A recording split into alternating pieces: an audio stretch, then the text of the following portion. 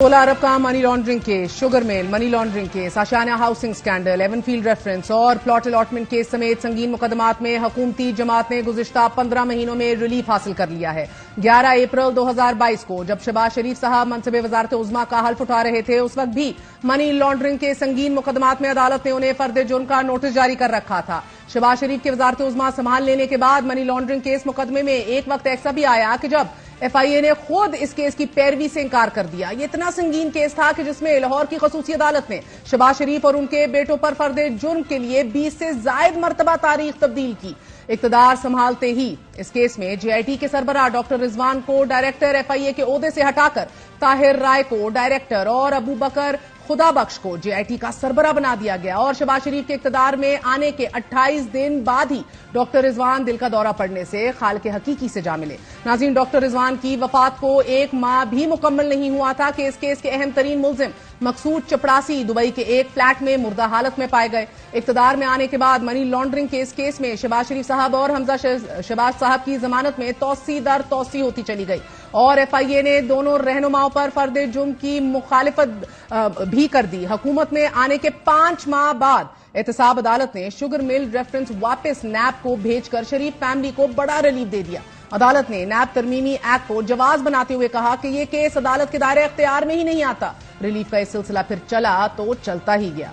6 माह बाद वजीर आजम के दूसरे बेटे सुलेमान शहबाज ने वतन वापसी का इरादा जाहिर किया। हिफाजती जमानत के लिए अदालत में दरख्वास्त दी और अदालत ने FIA को उनकी गिरफ्तारी से रोक दिया। वतन वापस पहुंचने पर उन्हें हिफाजती जमानत भी दे दी गई। मनी लॉन्ड्रिंग के संगीन तरीन इल्जामात के होते हुए भी FIA मुलजिम की गिरफ्तारी की इस्तदा की बजाय अदालत से मजीद वक्त देने की दरख्वास्त करती रही।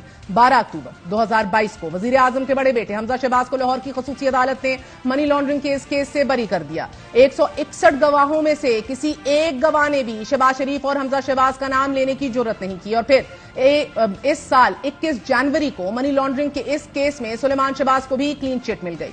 FIA ने अपने चालान में सुलेमान शहबाज को बेगुनाह करार दे दिया और FIA ने अदालत को यह बताया कि सुलेमान शहबाज के खिलाफ किकबैक्स के सबूत नहीं मिले, उनका इस केस से ताल्लुक ही नहीं बनता। और फिर गुज़िश्ता रोज सुलेमान शहबाज को इस केस से बरी कर दिया गया। 17 फरवरी 2023 को वजीर आजम के दामाद हारून यूसुफ को भी इस केस में पहली अबूरी जमानत पहले मिली और फिर 24 मई को नैब ने उन्हें बेगुनाह करार दे दिया। और आज से 19 दिन पहले नैब ने अदालत में जमा कराई गई सप्लीमेंट्री रिपोर्ट में कहा कि वजीर आजम के दामाद के खिलाफ किसी किस्म के कोई शवाहिद नहीं मिले। इक्तदार की ताकत की एक करिश्मा साजी है कि मनी लॉन्ड्रिंग के साथ साथ शहबाज शरीफ को खुद आशियाना हाउसिंग स्कैंडल में क्लीन चिट मिल गई। 14 फरवरी को इस केस के अहम तरीन वादमाप गवाह LDA के चीफ इंजीनियर इसरार सईद अपने बयान से ही मुनर्रिफ हो गए।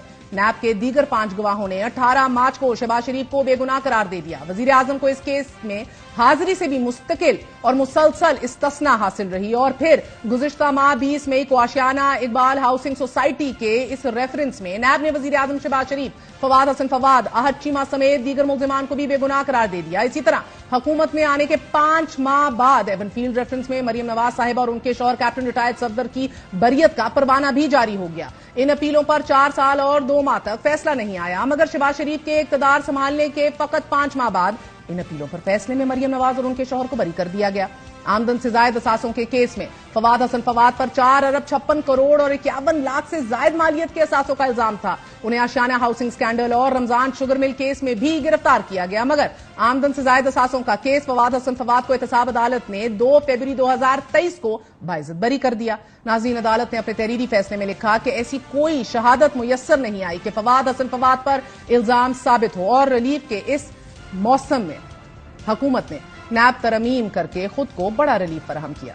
फायदा उठाने वालों में वजीर आजम शहबाज शरीफ साहब खुद, मियां नवाज शरीफ साहब, आसिफ अली जरदारी साहब के करीबी साथी अनवर मजीद साहब और उनके बेटे, फिर जफर गोंदल, नवाब असलम रईसानी, लश्कर रईसानी, अरबाब आलमगीर, आसमा अरबाब आलमगीर, शेर आजम शामिल हैं अमंगस्ट मेनी अदर। शहबाज हुकूमत ने अपनी ही पार्टी कायद को मुस्तफीद करने के लिए उजलत में सही कानून साजी की और नाअहली की मुद्दत 5 साल करने का कानून बनाकर मियां साहब की सियासत में वापसी की राह भी हमवार की, जिसको बहरहाल अभी तक सुप्रीम कोर्ट में चैलेंज नहीं किया गया। और रिलीफ के इस मौसम में अब मियां साहब की हिफाजती जमानत बाकी बची है कि जिसके दिन जैसे ही वो उन्हें सहूलत मिली, ये अगले दिन इंशाअल्लाह ताला वापस आ जाएंगे।